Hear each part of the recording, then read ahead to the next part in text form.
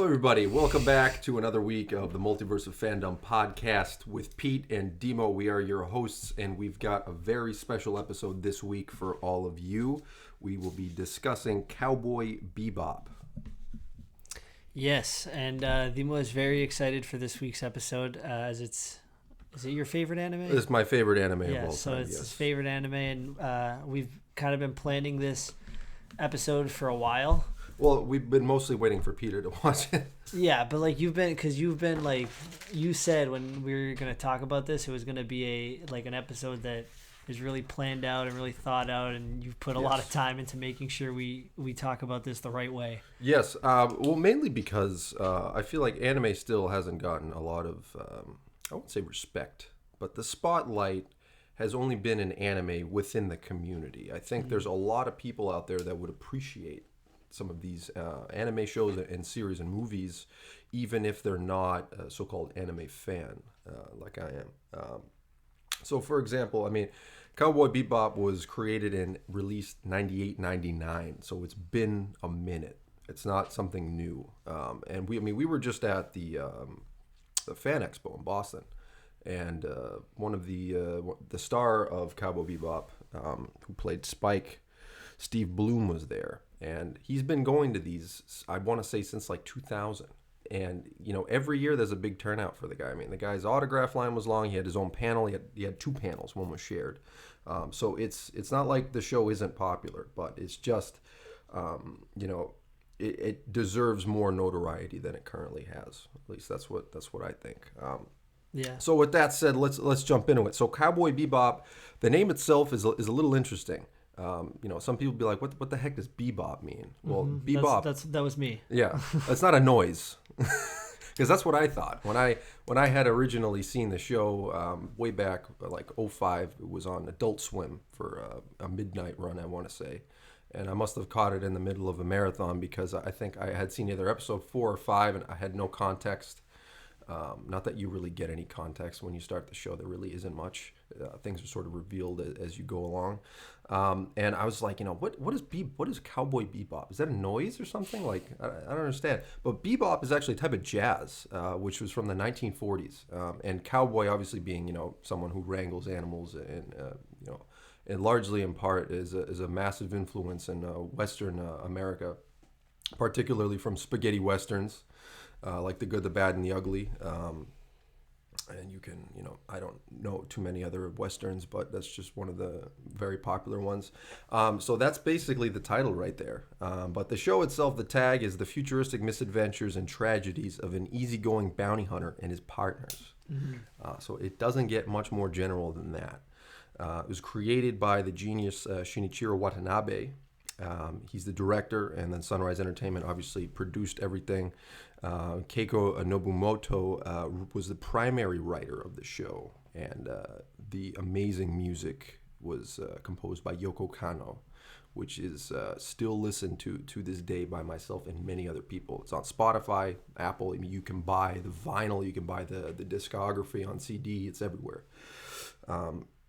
But yeah, so original airing period was 98 to 99 in Tokyo in Japan, and then obviously it came to the U.S., and that was around 2000, 2001. There is also a movie for the show that takes place sort of towards the end. Other than that, it's a one-shot, 26 episodes like many anime are. This has got a very, very personal connection to myself, mainly because, like I said, I viewed it originally way back in the day, you know, on Toonami, on Adult Swim, and then later on I marathoned it when I knew what anime was, and I was much older and could appreciate things a little bit more. So yeah, let's get into it. So synopsis and overview of the series. So before we do that, I'd like to hear from you. What did you think?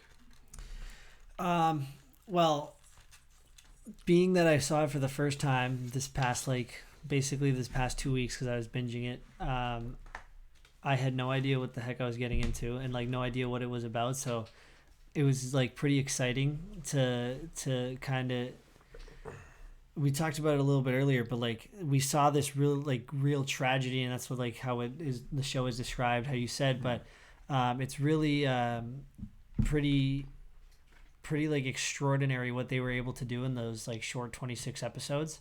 And we, like you talked about the following that the show still has, and how Steve Bloom still has the like fills out panels, lines are always filled, and it just blows my mind how a TV show is just one season, 26 episodes, has such like a huge following, and so popular still even now.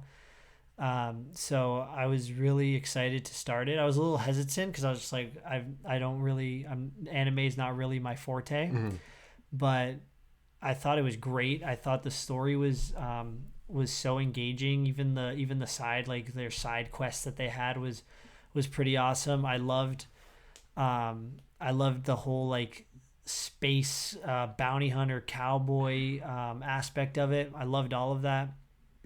I thought it was great up until like all the way to the end. I thought it was great. Like I don't think, or for me at least, I wasn't expecting how tragic the ending was, and how like, oh holy crap, what just happened. Yeah. And it kind of just put me on my ass. I was like, is this really how it ends? Yeah. I thought at least there was going to be, because like the show is so tragic with their backstories and everything. I thought there was going to be at least this like kind of moment at the end where it's like everyone can kind of just rest easy and it's just like life is good, but that was not the case. No, I mean the show itself. So for just to back up for everybody's show, there are 26 episodes. It's like I said earlier, it's a one shot. That's what they call it in the anime world. It's a one shot series.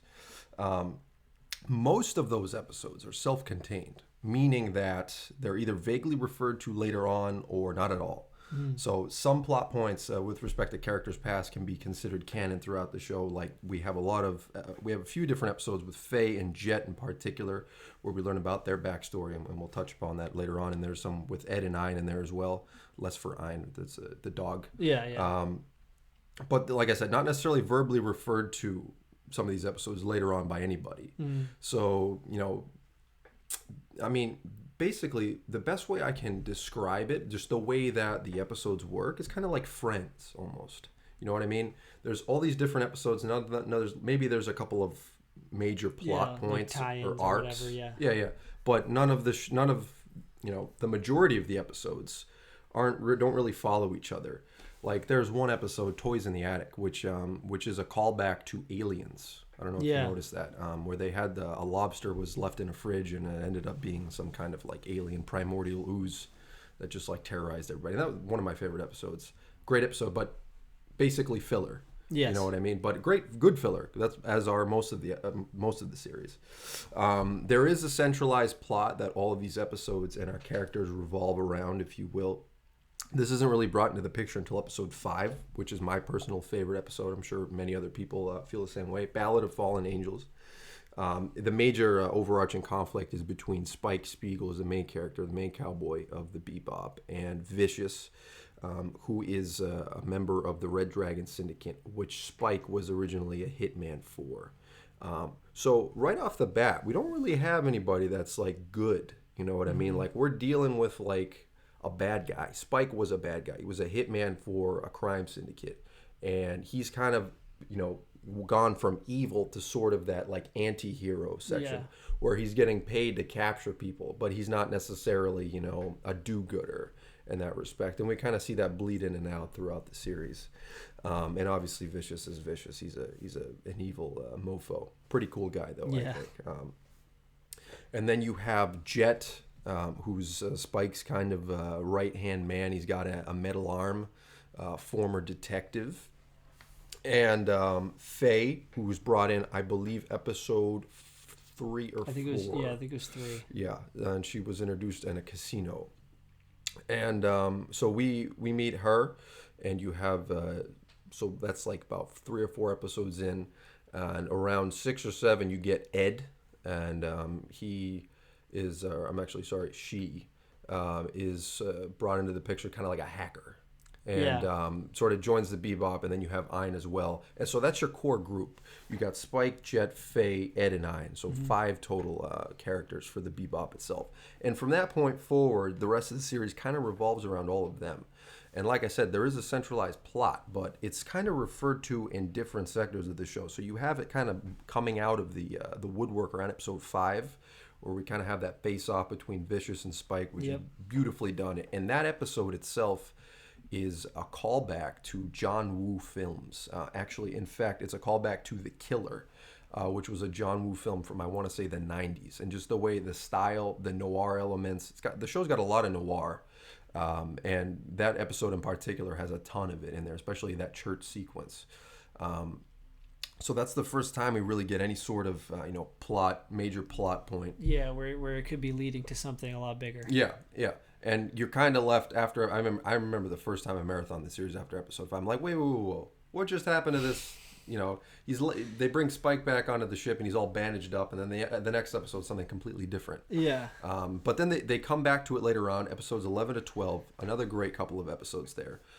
You can really watch them, once all the way through. It's about 40 minutes. Just Jupiter Jazz series right there. There's 2 parts.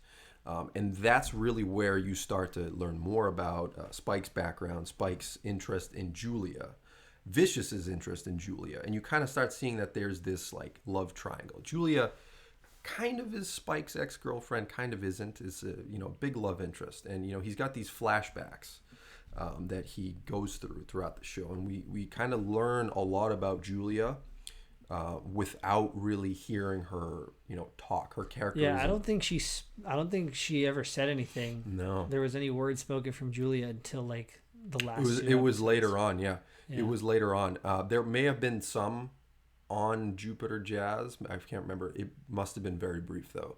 But it comes back to what you said earlier. It's a very tragic relationship that Spike has with her and that Vicious has with both of them. And one thing that's very cool about Spike is he's got 2 different eyes. Yeah, that was interesting. And he says that in the last episode too. Yeah, he sees the past through one, through the one, and then the future or the present through the other in the other one. Yeah, and one other quote, and we're kind of jumping all over the place here, but at this point it doesn't really matter. He has this one quote that's always stuck with me, and it's kind of like he said something along the lines of, "I'm living in a bad dream that I can't wake up from." And one really cool person that we'll talk about later on, who I think is I don't know where they thought to bring this guy in, is the Laughing Bull. He's the shaman that appears a couple times. He's in the movie as well. And one thing that he tried to convey to Spike, he called his second eye the eye of truth. So like we said, his first eye sees the past and his second eye sees the present, right? Or what's going to happen, what's happening in the future. So his eye of truth is kind of everything that he's going through right now, but he's plagued by his past catching up to him. And that's a massive part about what the show is, and that's going to bring us into our second topic, which is the philosophy of the show. And so you kind of think of everything, and I mean, as the show is, I mean, I'm sure you could touch upon it too. It's got everything. It's got action, romance, drama. It's a fun show to watch, but you can also kind of take a step back and look at it from a more deeper scale, because most of this show is really about how our characters deal with their pasts catching up to them. Yeah. Do they confront it or do they move on? And I think, honestly, I don't know if, like, you can disagree or whatever, tell me if I'm wrong, but I think the only person that really confronts their past in the show is Jet. Because Faye is kind of running away from it a little bit. She kind of confronts a little bit at the end when she's rewatching the tapes, and like she tries to find, or she thinks she finds where she belongs. But I feel like Jet is the only one that really kind of confronts it, because when I forget her name, but his like love interest or whatever, when they go to where he was from before, and he kind of is just like, what happened? Yeah. And he really tries to like figure his past out and figure out what went wrong, or like what happened that made things happen the way they did. And same with like, and like Spike is kind of like, he like when he was presented with all the times where like he like fights Vicious or like all those things happen, it's kind of like he's going there, but it's not it's just kind of, it seems like for like revenge, just to end it and just to get on with it and like that. That's what it kind of felt like for me when I was watching it. So I don't know if that's what you think or. No, I don't disagree with you about Jet. I think Jet, out of everyone in the show, Ed included, because I mean initially I had always thought Ed was the most level-headed because she met her father at the end, and she went away with him. So I'm like, okay, so we have one character out of everybody that hasn't confronted or moved on from their past. She, for whatever reason, I don't know what happened, they got separated. She found her father and she just went with him. Yeah. That's proceeded to live her life. So she kind of is the one deviation from everybody else. Because like you said, Faye kind of is like on one side versus the other. Yeah, she's always on the fence. She doesn't really pick a side, whereas Jet kind of does. And he comes to terms with his past. I feel like he does. Whereas Spike, I think Spike is really, really plagued by his past with his relationships with Vicious. With Vicious and Julia. Because, she dies and spoiler alert, if you haven't seen it, go see it, please. It doesn't take that long. It's 26 episodes and a movie. The movie you don't really need to watch for this, but you can. He kills Vicious, and then he dies as a consequence. So he's kind of like your tragic hero. Is it a bittersweet ending for him? I think it's more bitter than it is sweet. But he's kind of like a space samurai when you look at him, because he's got that Bushido mentality of, whatever happens. If I have to die on my sword, I'm going to do that. And he does just that. He confronts his past with Julia, and then he confronts his past with Vicious, and he ends it. Yeah. The Red Dragon Syndicate was basically obliterated by Vicious at that point. He killed the main head. I forget the guy's name. I want to say it's like Mura or something like that. The old Asian guy. Yeah. Killed him. And so then Spike goes in there and destroys the whole place. Yep. And kills himself in the process. And that's kind of how the show ends there, is with him confronting his past and suffering the consequences of them. Because, I mean, if you look at the characters really and how they're brought into it, there's no really like ideological path for them. There's no linear path. Mm-hmm. We meet them as they are. We meet Spike and Jet on the Bebop. They're running after Asimov Sorensen, who's got those the drugs. I forget the name for that thing. It was really cool though. Yeah, the first episode I can't remember. There's really no justification for their lives other than to just exist, and I think that's part of the reason that makes the show so cool.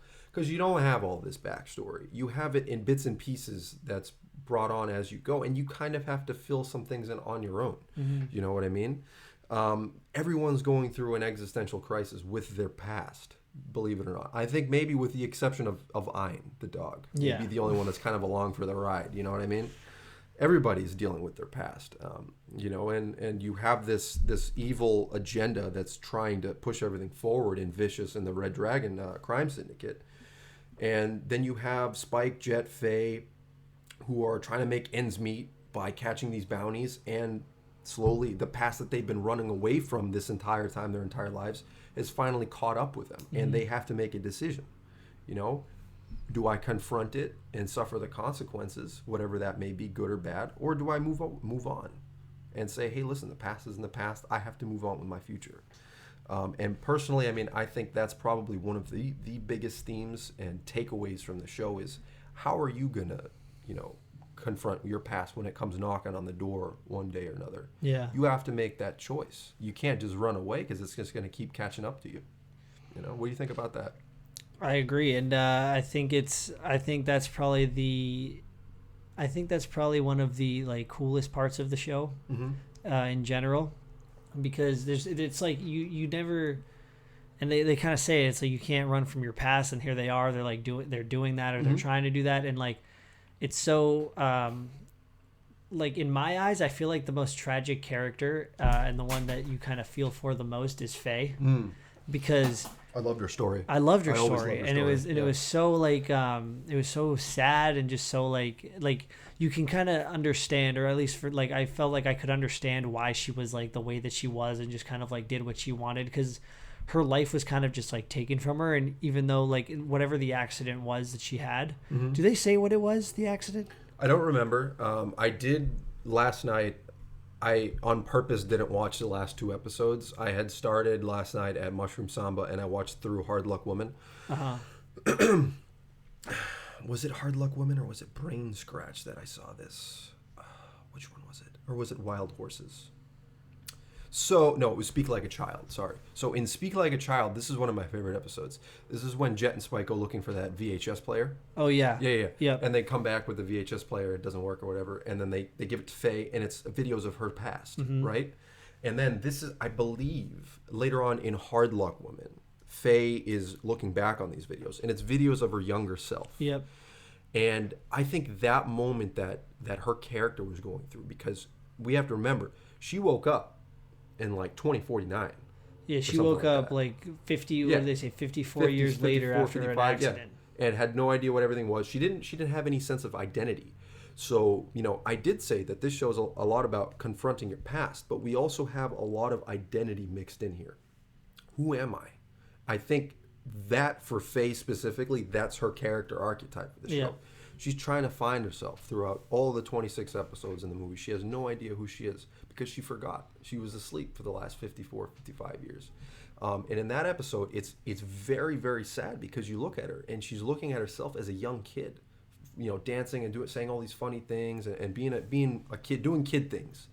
And she's like, the look on her face, it's anime, but you can tell there's some emotion there, like, damn, that's me. Like, what happened? You know what I mean? Yeah, exactly. And that's what kind of got me, because it's just like she's trying to find where she belongs, but her life is basically gone. Like, exactly. Like her life, the people she knew, anyone that, would have known her when she, like back when she had her accident, are most likely gone. We saw one of her friends. Oh, I forget his name.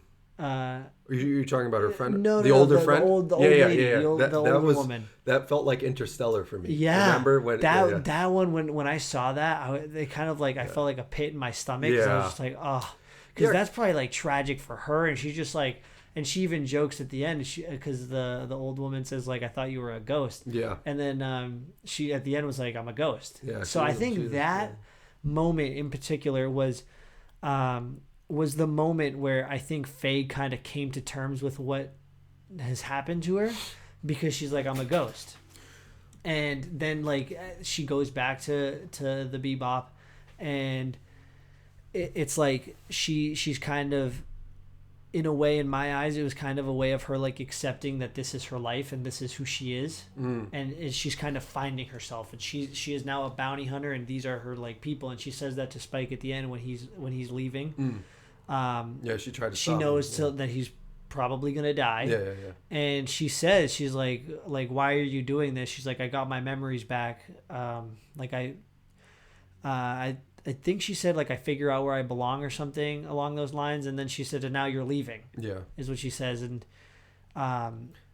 he gives his whole speech. I think that was where he says about the eyes, that he has two different eyes, and then he leaves. And she's like upset. She's like starts shooting the gun at the ceiling, and it's like that's a really like deep, like a really powerful scene. It was, and that just further underscores the fact that everyone gets upset when they see it. I got upset when I saw it, and I rewatched it, and I still got upset. Yeah, because it's not about keeping the band together. It's not about that, and it's interesting because the entire time you watch the show, you kind of are rooting for Spike. He's got this really hot girl in Faye. Yeah, and he's just in his mind. He's got Julia. Yeah, and he's got this really hot girl. Side note: they kind of have like a Captain America, Black Widow relationship. That's I always was like, just forget Julia, bro. Yeah. But it's not the relationship. Exactly. It's for one reason or the other.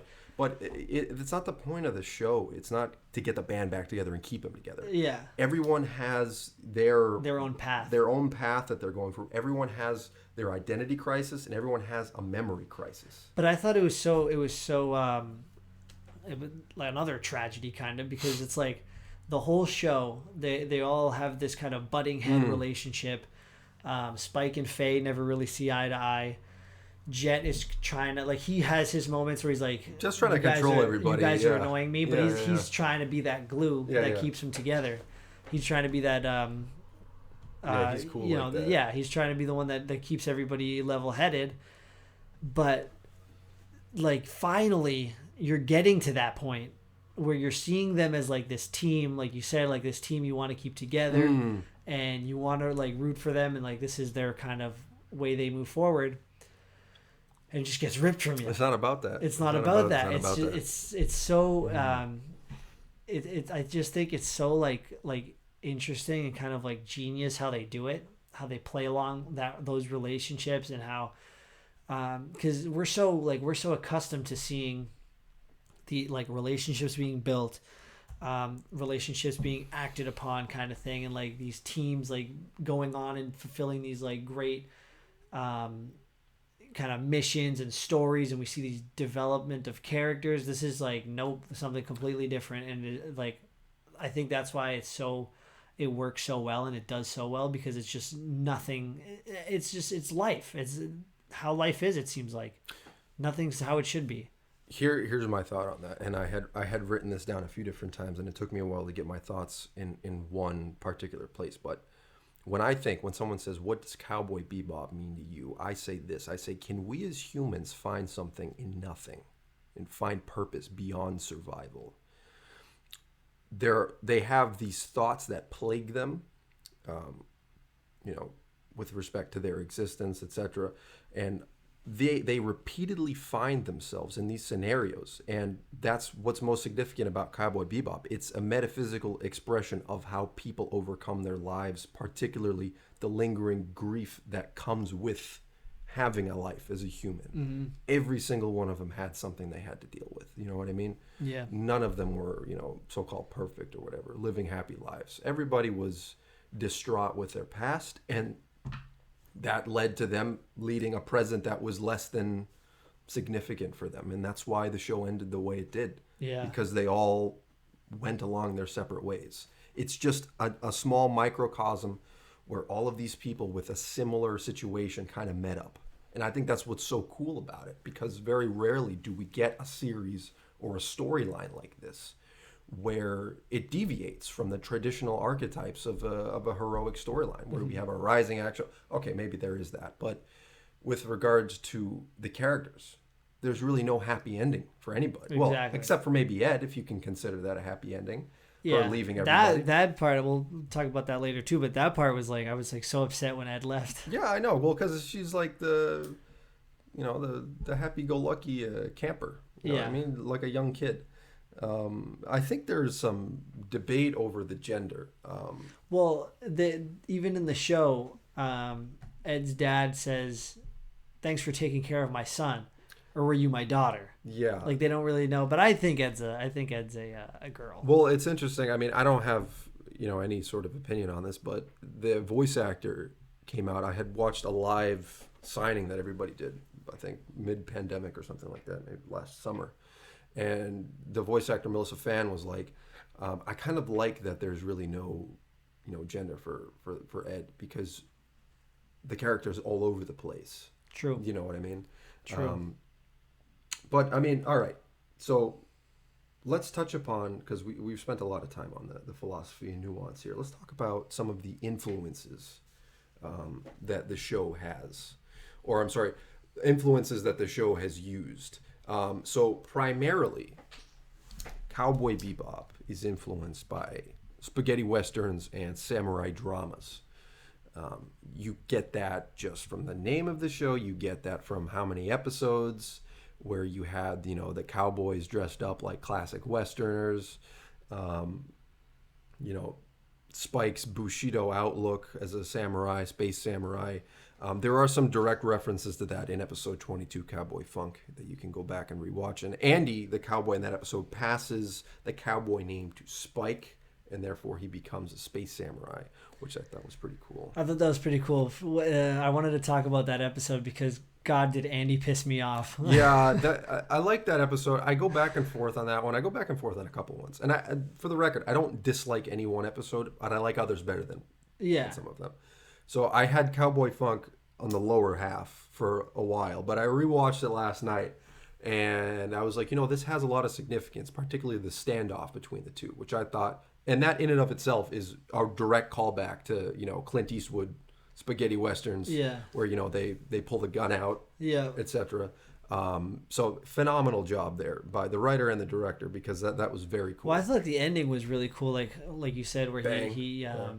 he gives the cowboy name to Spike, and then he goes off and becomes that samurai. So I thought that was really cool. I liked how that it ended, and he fell on his sword. Exactly. That was the ultimate sacrifice there. Yes. He really, if you think about it, you can think about it this way, and you can think about it another way. He defended his honor. Mm-hmm. That's what it was. He fought to the last breath. Because like we said, this guy, he wasn't a good guy. No. He was a hitman for a crime syndicate. And I love the character. I think he's great. But at the end of the day, he's somebody that was in the darkness and sort of came out of the darkness slightly. Yeah, slightly. Slightly.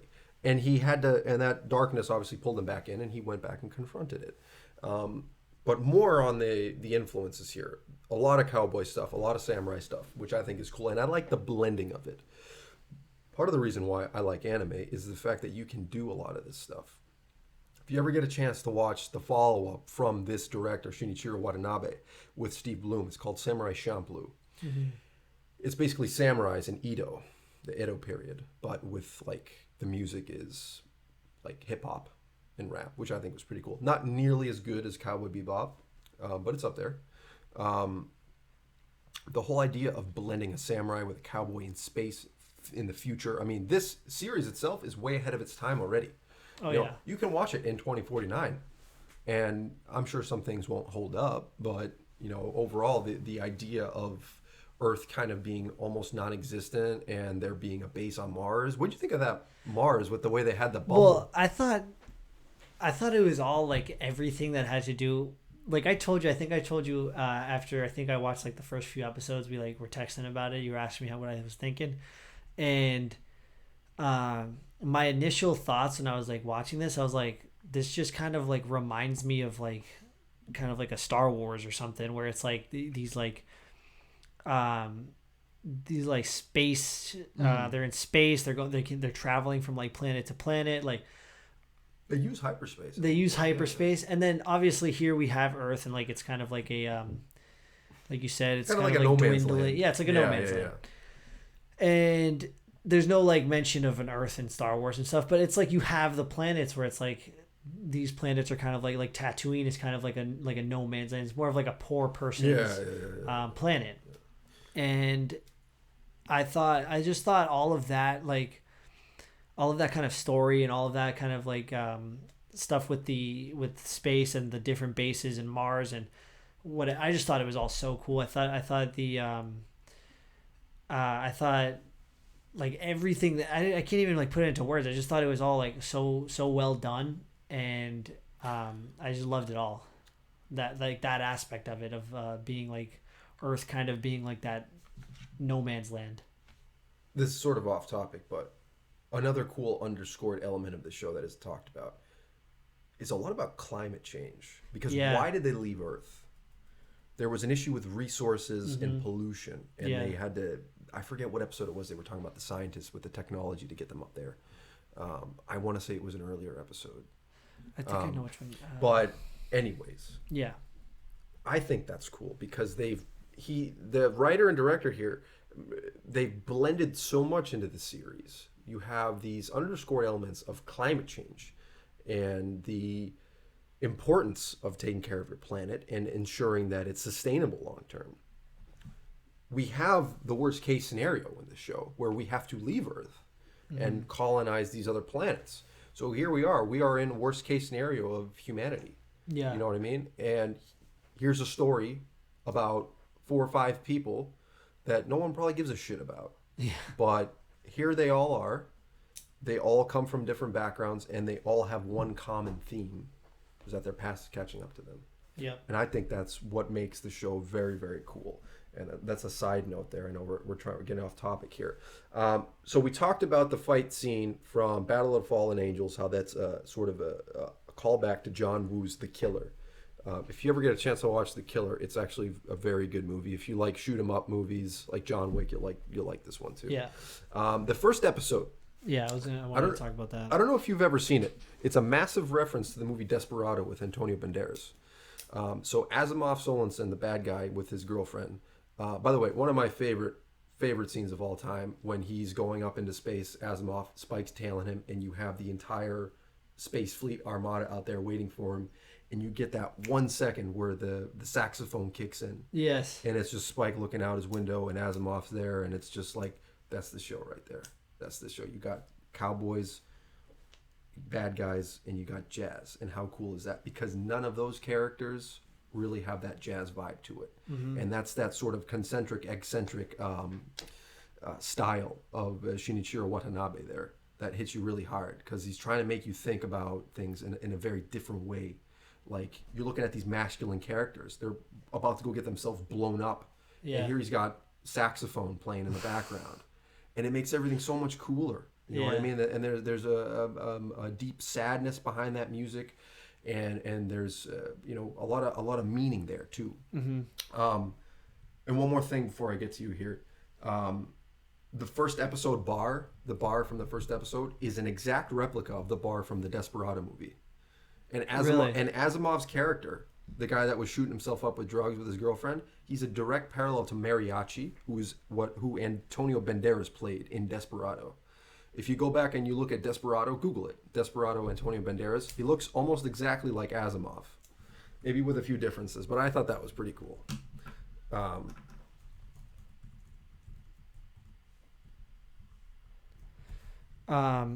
I was also going to bring up in the first episode, we get, right? That's them, isn't it?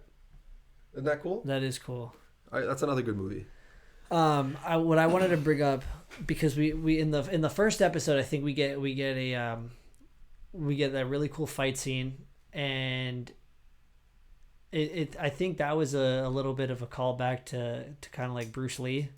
And, that Spike's character is basically Bruce Lee. Yeah, and the way he like kind of like danced around, like when he was like kind of trying to show off a little bit, like that. Just I was watching, I was like, that just reminds me of Bruce Lee, and like the way he's like kind of fighting, and that was pretty cool to me. I saw because like you said, he's like that cowboy like Clint Eastwood, where he like kind of just draws the gun and like bang, like whatever. And then you got Clint Eastwood, you got Bruce Lee, and you got like all these other things that kind of make Spike. And I think that was I really like that aspect of it too, which makes, I think, Spike a lot more likable. Well, just look at his shirt, yellow. What was Bruce Lee's main color? Yellow, for the most part. So I think there's a lot there that Watanabe wanted to. Even the writer, I mean, people give Watanabe a lot of credit, and he deserves it. But Keiko, the primary writer for the show, came up with a lot of these ideas along with him. And just like Spike's mentality, like there was one episode where this kid was trying to, was it Ganymede Elegy? No. That kid was Spike beat up a bunch of people, and there was that kid, and he was like, "Oh, dude, can you show me how to do it?" And judo. Oh yeah, that was wasn't that the episode? That was like one of the first episodes. I think the one where he gets Ein. Was it? I thought it was Stray Dog Strut. No. This is Waltz for Venus. This is Rocco Bonaro. He's a small-time gang member, and then he stole a valuable plant. Oh yeah. And then he explains to Rocco. He's like, it's not just about the moves. It's like be like water. Yes. Because water can flow, but it can also crash. And that's a like Bruce Lee quote. Straight up Bruce Lee quote. That's right from Bruce Lee's book right there. So that's pretty cool. And, I mean, like we said, the way that Watanabe and Keiko go about creating these characters, you can't really say that they're 100% Bruce Lee or 100% Clint Eastwood. Yeah. It's a very, very cool blend of everything. Because, Bruce Lee was more along the lines of like a modern day samurai, even like cowboy. Regardless of how they portray him nowadays. But that's pretty cool. But yeah, no, first episode, epic episode, a lot of callbacks to different movies. There were a couple of other references. One that we already talked, a Star Trek reference. I don't know if you remember this in episode 15, My Funny Valentine. When they opened Faye's cryopod, I don't know anything about Star Trek. Full disclosure, I looked this up because it was interesting. NCC-1701. That was the serial number of her cryopod. That's the same serial number from Star Trek. Really? Yeah. And then obviously we had the Toys in the Attic episode, direct callback to Alien, which is pretty cool. And we talked about this before we got on the air, but Pierrot Le Fou, and I highly recommend you go back and watch the episode again. Yeah. Is animation style, storyline, everything is essentially an homage to Batman the Animated Series. And that's so interesting that you said that before, because when I brought it up to you, I wanted to tell you that apart from like kind of like the episodes where we have the story with Spike and Vicious and the Red Dragon Syndicate, those episodes were like my favorite because we get to see all that. But in terms of the kind of other episodes, like the side mission episodes, that one I was like my favorite. Really? Because I just thought it was so weird with the what was his name? I don't want to Puro LeFou. Yeah. I just thought it was so weird with how he moved, and it was just so odd how he could kind of like float around, and Spike shot him a couple times, the bullets didn't hit him. Kind of like the Penguin. Yeah, it was like odd, and I just thought it was so interesting and so cool, and I loved the fight scenes that they had, and the where they went to like that Disneyland place or whatever. Yeah. I loved that. Kind like of a whole callback to action Killing scene. Joke. It was that, and now that you're saying it, it's just like all like coming back to me because, like I don't know if it was just because I liked the episode or if I was like subconsciously like kind of like the animation and like I'll pull it up right now. Just like the city itself was animated or drawn. Yeah. In homage to Batman the Animated Series. And I think that's so cool that that they did that, and yeah, I mean that just makes this episode a little bit more yeah, I mean the one thing I like it a little bit more now. I didn't mention this, but if you look at the way like the cityscape, I can't find a good picture. The way the cityscape in Batman the Animated Series, everything's so vertical. Mm-hmm. You got these massive tall buildings, and everyone's so small in comparison to it, kind of like New York City and Gotham City. Yeah. But for the most part, throughout Cowboy Bebop, we're looking at these open terrains, open world space, the great space void. Yeah, now we got this big city. Everything's close together. And everybody's really small in comparison to their environment. And we're kind of looking down on our characters as opposed to before where they have these big open grounds. And that's the other thing, while I pull this up, that Watanabe is very good at is something called mise en scène. So I don't know if you ever took a cinema class. But it's essentially the anatomy of your scene, mm-hmm. the foreground, the background, the middle ground, how everything's set up. And throughout the show, for the most part, you have these like up close, really like noir style dramatic angles, like episode 5 when Spike and Vicious are right up against the glass of the church mm-hmm. tower. Yep. Spike's got the gun, Vicious has the sword, and we're right up against them. We're right there in the thick of it. And then you back out and you have this big, nice pan shot of them. Yes. In this episode, everyone's so much smaller. I'm still trying to find it and I can't, and I'm quite disappointed. Here, this is like all I could find, but you notice how everything is so much taller. So much taller than everybody. Yeah. And I tried looking it up to see if someone had written anything about it, but no one's really covered it. Someone we know mentioned this to me too as well. And I didn't know this. And I went back and rewatched the episode and I was like, wow, okay. I was also staying on this episode. I was also kind of trying to figure out, because he also had a tragic kind of story where he was experimented on, and kind of like he was they were trying to make like him be like a hitman or something, like a killer. Mm-hmm. And I believe it was like the experiment went like wrong or something, so they were just going to kind of put him on ice, but then he woke up or whatever, he went and he got his revenge, he killed all the people, and now he just had an urge to kill is what Jet says. And Jet finds out that he's like regressing, so he's like this old man who just has like this like kind of he wants to kill, and then but he's just a kid sort of in his mind. He's just like a kid. And I felt like bad again, because it's like that's another like tragic story. And also you saw that again where Spike threw the blade at him, hit him in the leg, and he was like crying. He's like, mommy, whatever. And you're like, wow, like after knowing all that, Spike didn't know this, and Jet was going to tell him, he's like, I don't care anymore. He's like, I don't need it. But you know this, like we know this as the viewers, and we're just like, damn, that's another like shitty like kind of backstory for a character. Like that sucks. And I was trying to think of like what, like how I could like kind of relate this. I was like, where have I kind of like felt this before?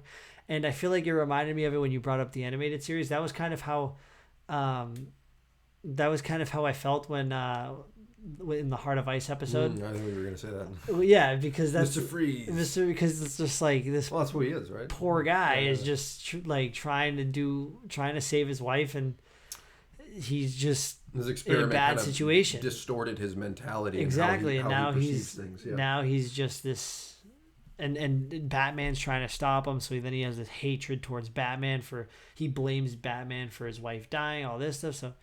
So yeah, that's what that reminded me of. I think there's a lot of influences, and I'm sure there's many more that I haven't seen and we haven't seen, and we could probably talk for hours on this.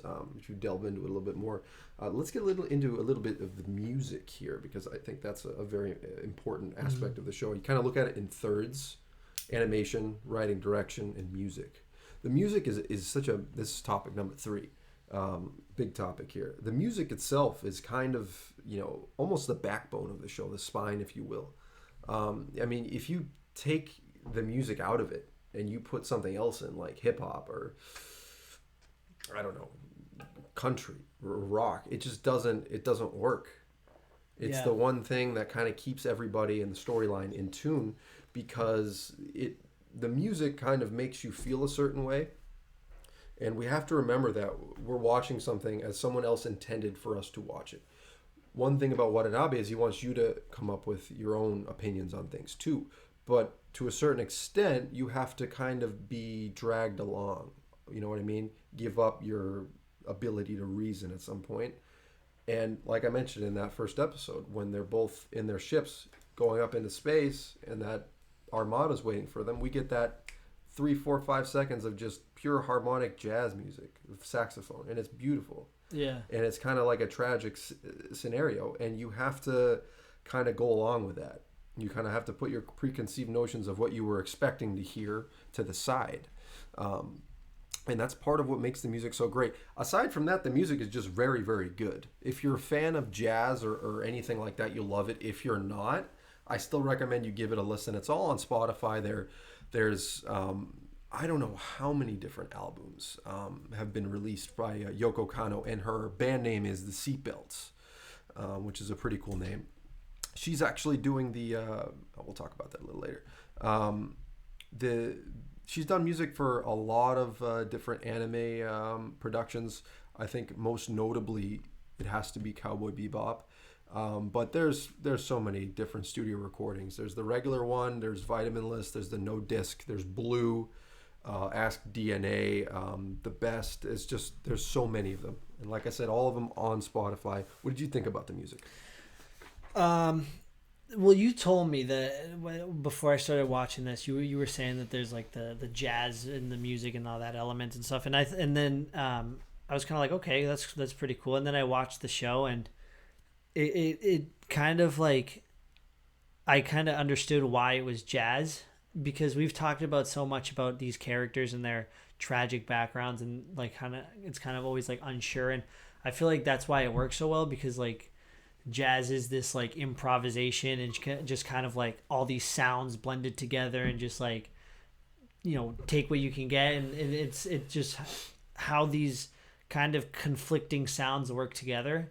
And I think that's why it works so well in the show, because that's kind of what the story is. Yep. You get these characters, these conflicting characters, and we see how they work together basically. And I loved the music in the fight scenes and the space chases in the very upbeat. Very upbeat, and it wasn't like anything really kind of other things that I've watched. Like the music is very like usually is very kind of empowering and like heroic, and there's these like big like kind of noises and whatever it may be. But this one is just like all over the place, and it's just like our characters, they're all over the place. And I think it like really works really well with how like the story is told and how the characters are portrayed. And I think it's pretty cool having the jazz. It really is. And I mean, I think for me, probably my favorite my favorite song is Space Lion. That's the very sad saxophone jazz song there. They play it throughout the show, mainly when there's like a tragedy. Yeah. And then obviously the is big that one. the one? Sorry, is that the one where they play when Julia gets shot and she's falling? Is that this? Is that the song? I don't think so. I think the one you're thinking of has it has what, I don't know what instrument that is. I forget. I know what you're talking about. It's the same song like that all the birds. Do you remember Gren? Yeah. Yeah, the guy that was like half. He had different aspects to him. Yeah. Yeah. So from Jupiter Jazz. Yeah. So when Vicious, there was a flashback to Titan when the Vicious and Gren were fighting on Titan as comrades, and they were in the trenches, and Vicious was playing that thing. Oh, okay, that's that song. Yeah. Okay. I like that one too. It's kind of from the same song. There's two separate versions of it. There's a version of it that's kind of like that Twinkle style, and then there's a version of it with the saxophone that Gren was playing in the bar. Yes. On Jupiter. Yeah. Where Faye showed up and she was the only woman there. Which, ironically, that is technically Julia's song because Julia was also the only woman there prior to Faye going. That, for me, is my favorite song. There is another very good one called Real Folk Blues, and that's the song that they play at the end of every episode, and is the song that they played in Real Folk Blues Part 2 when Spike was going to kill Vicious. Okay. That's the song they played throughout that entire fight, scene of him going up the... Okay, yeah. That's a very good song, too. But, there's some songs that are 44 seconds long, 35 seconds long. It's just, a lot of it is, like, it's thematically based on whatever the character's going through. A lot of it's just setting, like, you get a lot of those, like, razzle-dazzle, like, cowboy jams whenever the Bounty TV show would come on, or anytime they were, like, Mushroom Samba has some of the weirdest music I've ever heard when they were stuck in and Ed gave everybody the mushrooms, basically acid, which was hilarious. But no, music is phenomenal. Really, really. Sometimes I listen to the music in the car if there's nothing else to listen to. It just never gets old. Yeah. But yeah, no, music's great, and this kind of leads into the next part of this discussion. Be like episode exploration here. So favorite episodes, favorite moments, things that stuck out to you. What do you got? I need to pull it up because that's tough. Favorite episode. I'll start you off. My favorite episode, and you already know, is Ballot of Fallen Angels. That's episode 5. That is a great episode. There's no denying that. But I'm trying to think which one. You told me you liked Heavy Metal Queen, which was the one directly after. It was the one with all the metal and the rock. Yeah, I liked Heavy Metal Queen. I liked. Which one am I thinking of? It was towards the end. Brain Scratch. Brain Scratch was also good. That one was also like another like, holy shit! This is just this. Yeah, this... humans created God. God didn't create humans. Yeah, that was another. a lot of deep. Oh, you know which one I really liked? Black Dog Serenade. Oh, I was about to touch upon that. Yeah, that's a Jet episode. Very, very bloody episode. That episode. I don't think that's my favorite. I need to really think about. I'm gonna probably get back to you in a few minutes on which one my favorite is, but that episode was probably like one of my top. It's a lot of Jet background. It's one of my top ones too. There was a string of episodes really, and I have everything kind of starred here. Toys in the Attic, Jupiter Jazz Part 2, Bohemian Rhapsody was good. My Funny Valentine, Black Dog Serenade, and Mushroom Samba, and then Speak Like a Child. So you've got 3, 4, 5, 6, 7 episodes, almost all back to back, that are just like almost perfect in my opinion. And like I said, I'm not really, saying I don't dislike any of these episodes. I would gladly rewatch the show any day of the week. I think that's why it's so hard for me to pick like a favorite. Well, it's tough to look at them, and that's part of the reason why I think in Japan, before it came over to the US, they didn't have names. Because you kind of have to look at the show from start to finish. Even though, like we said, a lot of these episodes are self-contained. That's kind of the point, though. Because at the end of every episode, we've either learned something new about the characters or they've progressed in a certain direction. You know what I mean? With that said, there were some episodes that I liked more than others. Heavy Metal Queen is probably on the lower side. As much as I like the callbacks to Batman the Animated Series, Pierrot Le Fou is probably on the lower side as well. Aside from that, everything else was pretty good, man. It's tough. It's tough to really kind of nitpick at these because the shows are so great. I'm sorry, the episodes are so great. Obviously, Real Folk Blues Part 1 and 2, phenomenal. Jupiter Jazz Part 1 and 2, phenomenal. Yeah, I think that the Ballad of Fallen Angels, Jupiter Jazz Part 1 and 2, and then Real Folk Blues 1 and 2 are probably those ones because they have that. Well, that's the central plot. Exactly. That's because they're the central plot. I think those are like my favorite episodes. Yeah, I agree. But in terms of like an episode, kind of like outside of that, where it's like the side missions.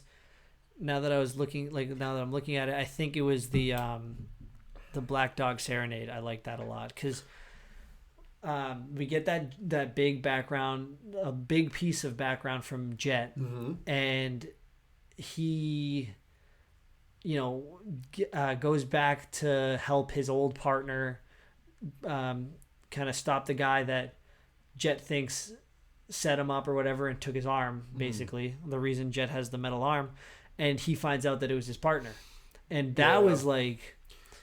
That was even so kind of gut wrenching because it's like these guys can't catch a break. That one other thing I wanted to touch upon throughout the show, at the end of episodes, you'll either see You Space Cowboy or you're going to carry that weight. Yeah.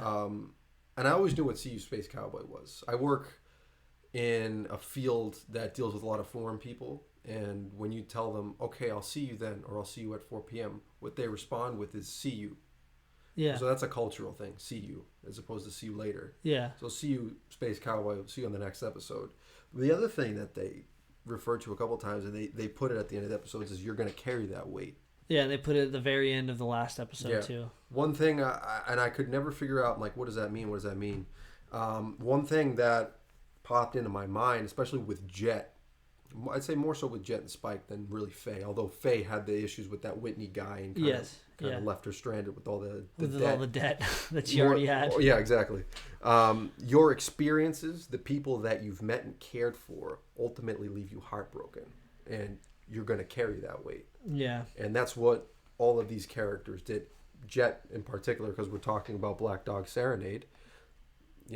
This isn't like small shit that they're dealing with. This guy found out that his partner was the one that betrayed him over. Yeah. And that's something he has to live with for the rest of his life. And to build off of that, I think Jet is a little bit more mature than Spike in that regard. Spike wouldn't be able to live with that. Spike had to go and confront that in a negative way. Yeah. Or positive, depending on how you think about it, and kill Vicious. Mm-hmm. Jet kind of is living with something being wrong. He's, I won't say comfortable, but that's just part of who the guy is. Yeah. He's capable of knowing that he's going to have to live the rest of his life knowing that something's wrong. Yeah. Something's really, really wrong with his life. Someone that he really cared for, really stabbed trusted him in the back. and stabbed. Yep. And now you got to live with that for the rest of your life. But no, that's a cool part. I really like that episode as well. I put Black Dog Serenade right up there. Not quite as high as Ballad of Fallen Angels, maybe just a little bit below. I think what we've kind of determined is those episodes, the main kind of story they're kind episodes, of on their own. They're on their own I playing agree. field. But I agree. I agree. There's so many good episodes that I want to talk about. Even Jamming with Edward. Jamming with Edward's good. That's a good Edward show. Yeah, it was a really good Edward episode. What was the other one? Speak Like a Child is the VHS tape. Yeah, no, not Speak Like a Child. Hard Luck Woman. Because we see a little bit more. I think that's where we see Ed's dad. Mm-hmm. Is that the one where Ed leaves? Yes. Yeah, so that's the one where Ed leaves. So we see Ed's background where Hard Luck Woman is kind of a precursor to the final arc of the show, in my opinion. So I kind of put Hard Luck Woman up there with canon, like the major plot, because I think. Because people are starting to leave. That's the first crew member of the Bebop that leaves. If I'm gonna go back and just watch canon, like not canon, everything's canon. just watch major plot points, I'm putting Hard Luck Woman in there. I'm gonna watch Hard Luck Well, Woman yeah, right like before because Real Folk Blues. Ed and Ein leave. Yeah. So I think you have to keep that in there. There may be My Funny Valentine. Obviously, we really like that one. That was a Faye episode, and you had that back to back with Black Dog Serenade. Mushroom Samba is one of my favorites. How can you not like Mushroom Samba? Oh yeah. I mean, I thought the woman that was the woman bounty hunter, I forget her name. The Afro? Yeah. Yeah. I thought she was gonna be, because in the on Hulu she was like the thumbnail for that episode, so I was like, oh okay, we're gonna get introduced like a new character here. No. Like, and it's just like, She got arrested. oh yeah, she just gets arrested because Ed You know what I thought was hilarious is they forgot about Ed and I in the trunk. Yeah, the they just cops. like gonna make sure she's all right. Yeah, no, they're just like, oh, like, you're arrested, and then she just leaves. She just like stumbles off and picks up some magic mushrooms. Yep, and then that's that, and then okay, cool. They don't even care that the kid is somewhere else, and they have her in custody. Side note, I don't know if you remember this, but summer 2019, we went to the Cowboy Bebop panel, and I asked Steve Bloom what his favorite episode was, and he said it was Mushroom Samba because it reminded him a lot of his childhood. That's interesting. And I was about to ask him this year. I wanted to see if it changed because I know he hasn't seen it again. I doubt it.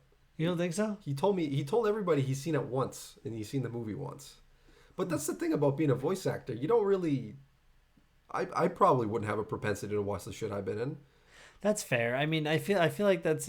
I feel like you could say that for most people, because I feel like you basically did everything with... well, he lived it. Exactly. He lived it. Like all these actors that are in these movies, they did the whole thing. They knew it was going to happen before everybody. Then you watch it at the premiere, and then when do you watch it again? You know, like it's not... Yeah, initially, because before we were going to cons and stuff, I would always watch him on YouTube, the interviews with Steve, and he'd be like, oh, I've never seen it.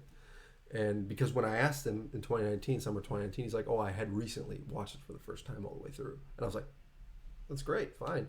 And before I had been like, oh, like, you know, that's kind of like scummy. Like, really? You haven't watched it? Like, what? And you're coming to these cons and you're signing all these, but it doesn't really matter. The guy lived it. He said these words. Exactly. You know what I mean? But no, there's a lot of episodes that you can... I mean, we could sit here all day and say, you know, this scene, that scene. The space battles were great. We talked about how Spike's ship... My favorite thing is Spike's ship, the swordfish. It's cool, isn't it? I love that. I was like literally last night. I'm telling you, I was looking up stickers, like T-shirts. Like, yeah. I wanted something just for like. You can buy a swordfish, $90. Like an actual like figure or something. I think I saw that on Amazon. Yeah. But yeah, no, I thought the swordfish was so cool. It's a cool ship. Yeah, it's a really cool ship, and the plasma blaster in the front. That thing is the really episode epic. Where he has to get it fixed. I believe that's Boogie Woogie Feng Shui. He has to bring it back to the guy to get it serviced. I thought that was a cool episode too, because that's just, you know, fan service for people who love the ship. So that was a good episode as well. So yeah, let's. I think it's Wild Horses where that. It is Wild Horses. Yeah. Yeah. Because I like Duhan, that episode. that's who it is. Duhan.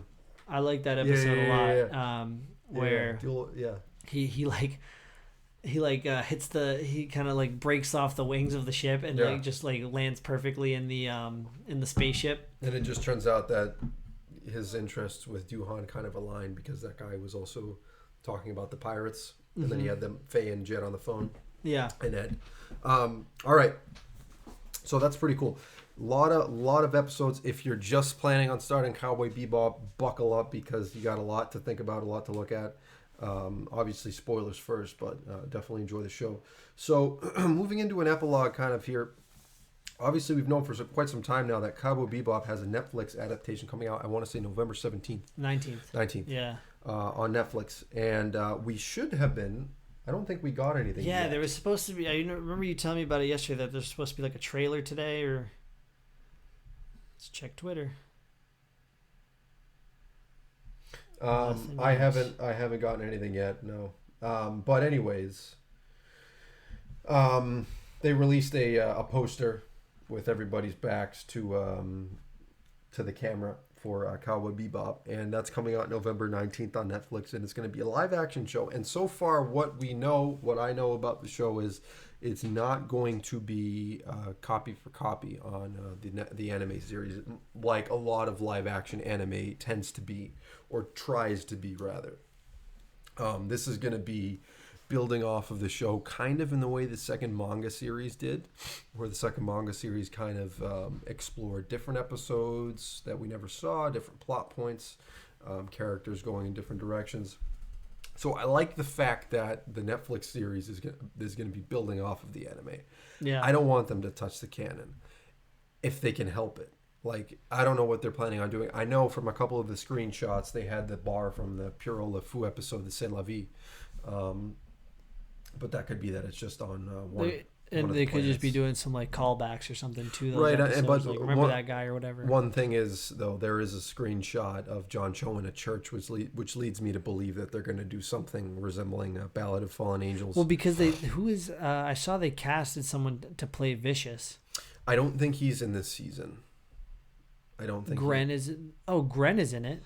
I don't think Vicious is going to be in the first season, though. I think that's what I had heard, is that he's going to be a looming character. Perhaps. Well, that is, I don't know. It's just kind of weird to me if they're going to be because oh no, he is in it. Alex Hassel. Vicious. Yeah, that's what I thought. Never but mind. It's just weird that how are they going to make this multiple seasons if this is just kind of like kind of built into the. Oh, they are doing a Ballad of Fallen Angels episode because they have someone playing Mao. How do you feel about that? They have someone playing Lin too. Interesting. Lin was the guy that died. Yeah. In the last episode, helping Spike a little bit. I mean, listen, that I have the freaking Funko Pop of that scene from Ballad of Fallen Angels. I have some sort of poster somewhere of that. I don't know where it is. I want to get a signed poster, but tracking down the voice actor for Vicious is difficult. Does he not go to a lot of cons? No, and he's like reclusive. He doesn't have social media or anything. Anyways, I don't know how I feel about that. I'm giving it a chance for sure. I'm not a hater. I love the show, and at the end of the day, this is more Bebop content for us. Exactly. It's just it's just weird to me how they're gonna continue this show for, I don't know how many seasons they wanted or plan to do, or obviously it has to be successful before we start thinking of other seasons, but it's just kind of weird how if it's just going to be kind of working within the world that's created up until the end kind of thing. It's just weird how that's going to play out is what I was thinking about before we started. It's tricky because you hold something so close to you. Like, this is like my childhood. So, at one point, like, I remember they had initially cast Keanu Reeves as Spike. And really? This was back like after I had first finished the show in like 08, 09, and then like 2010, 2011. That was the big news, was that Keanu Reeves was cast as Spike, and they were working on a script. Wow. And then a bunch of shit fell through, and Keanu ended up doing John Wick instead. Yeah. And other stuff happened. The show, like, just went vanished. away. Yeah. I think Keanu Reeves could play a good Spike. I think at the time I thought that was really the only one that I could see. John Cho is a good actor. He's Harold and Kumar. When we were at the con and Steve said that, he reached out to John and John didn't want to meet with him or anything, that kind of bugged me a little bit. And more so because from like a fan standpoint, like, I want these guys talking to each other. Yeah. Just so that, their minds are connected at some point, And he didn't even get to visit the set because John Cho broke his leg and he couldn't make it out there. He couldn't make it, yeah. And then, Steve said something like, he's like, no, like, there's too much hate. Like, be excited for it. It's going to be great. I hope it's great. Well, I think he said he hopes it's going to be great. He's like, I have high hopes for it. He's like, you want these things to be great or along those lines. And he was optimistic. I'm still on the fence mainly because I don't want them to ruin anything. You know what I mean? And if they do ruin it, it's fine. The anime will always be there. But, you kind of, as a longtime fanboy, you kind of want this to go in a positive direction. Yeah, and it makes total sense. I mean, you want it to do well. You wanted to like, when this is, let's say it goes on for however long, you want this to be able, you want to watch the anime, you want to watch this, and you want to be able to just like sit down and try to do like a marathon of it all kind of thing.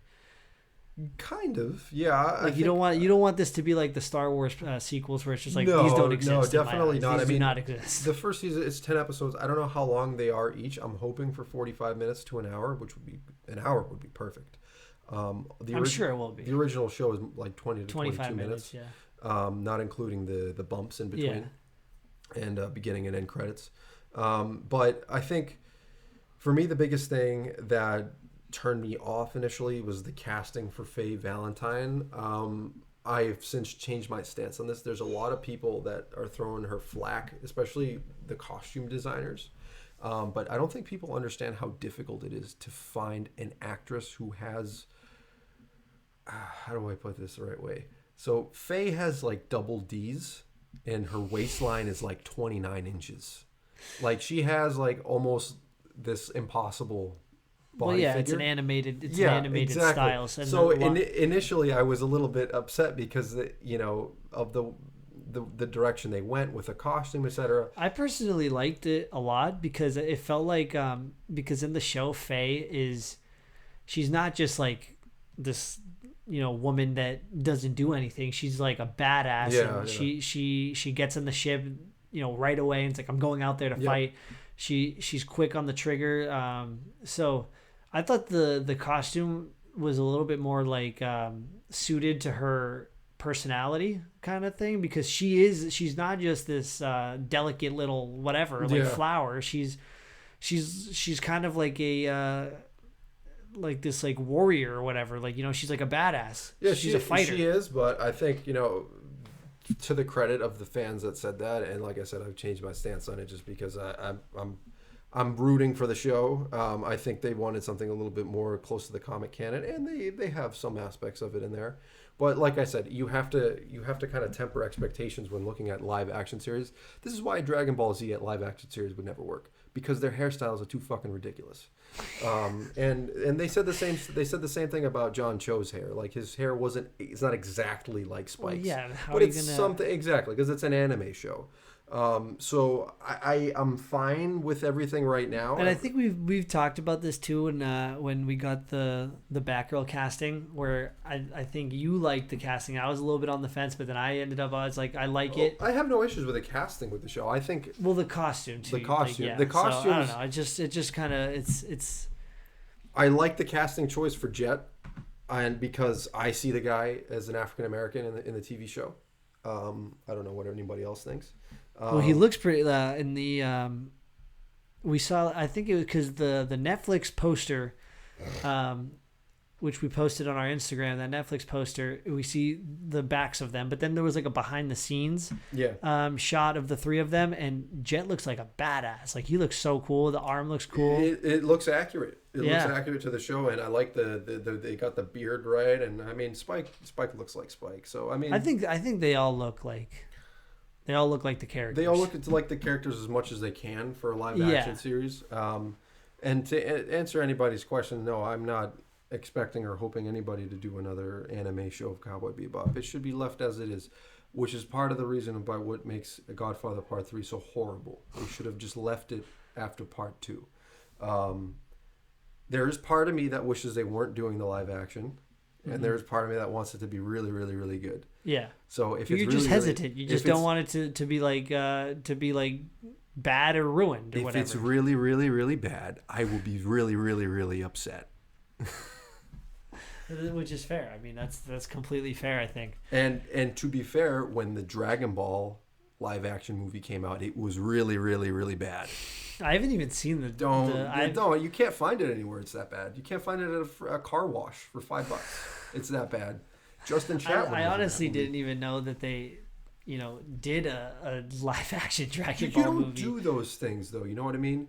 Cowboy Bebop is an exception in the sense just because of how great it is and how great the story and idea is. Dragon Ball Z is about 5'4", 5'5", stocky, like extremely muscular guys with spiky hair. It doesn't translate, yeah, unfortunately, in any regard to anything live action. So leave it. Same with Naruto. Yeah. You have room for that with Cowboy Bebop. You just have to do it right. So far, and the one saving grace through all the costume and casting choices is the fact that Yoko Kanno is composing the music for the show, which is phenomenal. Because if they chose anyone else for that, it would have been the wrong decision. Because you keep the original composer.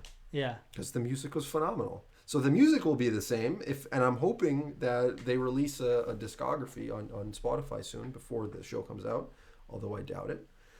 So we can get a sense of what to expect with the music and stuff. With the music, although I'm sure it's just a lot of the older stuff revamped, which I'm down for. Yeah, you're not gonna be disappointed with. Availability of the original series, really quickly though before we get to that. All right, so you're excited for it? I'm excited for it. Like I think because I am a very new fan. I just finished the show for the first time. It wasn't like I ever had any other exposure to it other than like what you've told me about it. So it was like my fresh eyes take on it, and I don't necessarily like, I want to have that investment that you have into it, but I'm still new to it, so I still want to watch it. I'm definitely gonna watch it another time. Like I'll probably rewatch a few episodes that we've talked about today in the next few days, just to especially the Puro Le Fou episode. I definitely want to rewatch that episode. So I want to kind of like, I want to look into this. I want to learn about the characters more. I want to go back and rewatch stuff. So I am excited about it because for me, I'm still a new fan, so I get to see a little bit more of what's to come. You have a little bit more stake in this, where you really don't want it to be a train wreck, because that's just not what you want, and that's fair. Well, I mean, like I said, like this show was a big part of my childhood and like early days of Toonami, Adult Swim. So there's a lot of personal investment that I have exactly. in it as well. And I mean, that's like that's the same thing for you too. The same thing for me. It's like when we watch like a superhero show or movie, we want it to be what we want, like what we expect, because we wanted, like, we have such such an investment into in these characters. So I'm definitely excited for it, and I'm just hoping that it can kind of stay true to the anime. Yep, and I'll post something whenever this trailer is released, hopefully at some point later today. You could get the series on Hulu. I know that's where Pete watched it. Every episode's on there. The movie's not. The movie's out of print. So I think you can buy the Blu-ray, which I have, and I bought it for listing price back in the day.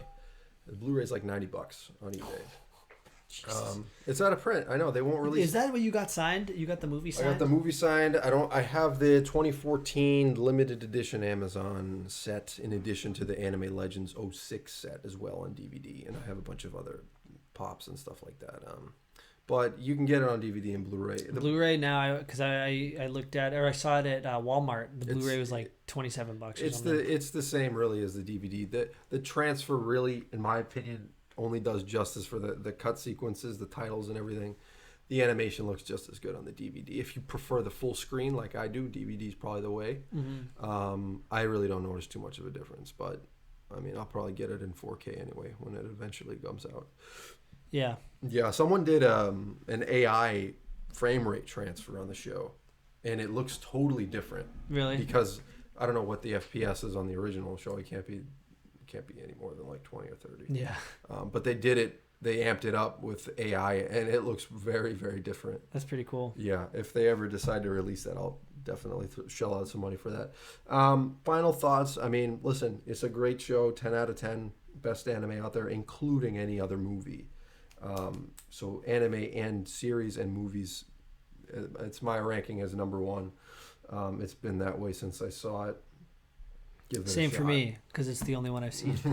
Well, but it was great. I mean, it was because like other animes, you see like commercials or like trailers or whatever for other animes, and they just don't like catch me. They don't like I don't feel like I wanna Well, get into that. To your credit, I really don't watch too much of new anime too. I really like 90s anime, and this is kind of the height of that. Yeah. It sort of tapered off in the early 2000s when Dragon Ball Z became Dragon Ball Z 90s anime. When they started introducing like it was more CGI, yeah, and stuff like more. so 90s anime always will be my place, my area of focus, but some of the newer stuff I don't really get as invested in either. Yeah. Yeah. But yeah, anyways, thanks a lot for checking us out this week, guys. Stay tuned for more information. Hopefully we'll have a trailer soon today. We'll post that up there somehow, and thanks again for watching. Thanks, guys. We'll see you next week.